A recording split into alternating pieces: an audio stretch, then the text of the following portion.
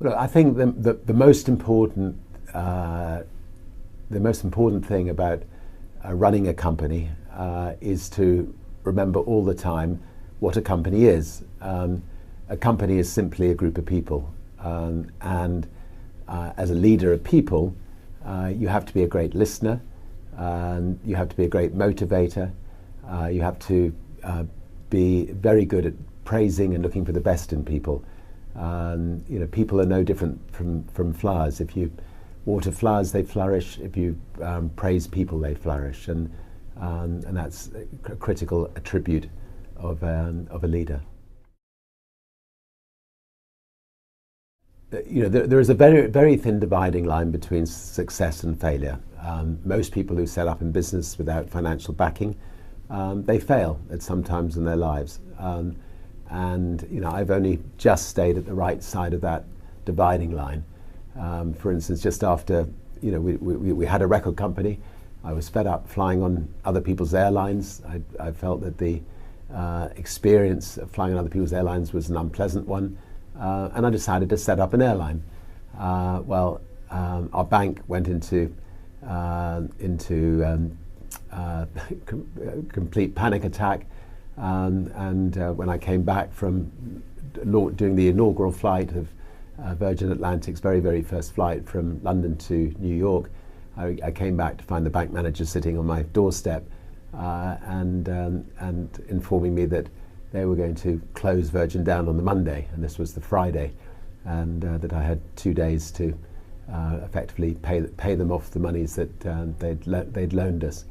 And I remember pushing the bank manager out of my house, telling him he wasn't welcome, which is a dangerous thing to do to your bank manager, and then spending the weekend ringing around the world to all of the distributors of our music, asking if they could give us a temporary loan to get us through the following week, which they were good enough to do. And by the end of the week, we'd changed banks. We'd actually managed to find a bank that was willing to lend us 30 times the overdraft facility that our bank had lent us, and we managed to survive. And I think the moral of that story is actually don't think of your bank as somebody that you're beholden to. I mean, people just don't move from one bank to another. Sometimes you need to be willing to step up and move your banks in the same way that you should step up and move your doctor on occasions. Anyway, I learned from that lesson. Virgin does work very well without me. I mean, I used myself to build the brand, to build the sort of 300 or 400 companies around the world. But I also learnt the art of delegation. I have a fantastic team of people who run the Virgin companies, give them a lot of freedom to run the companies as if they were their own companies, give them the freedom to make mistakes. The Virgin brand is now maybe one of the top 20 brands in the world, well respected.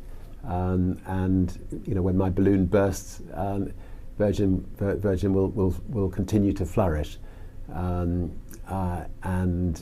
Maybe I add the icing on the cake on occasions. Maybe they'll have to spend a bit more money on marketing, but fortunately, Virgin is in a state where it can live on healthily without me.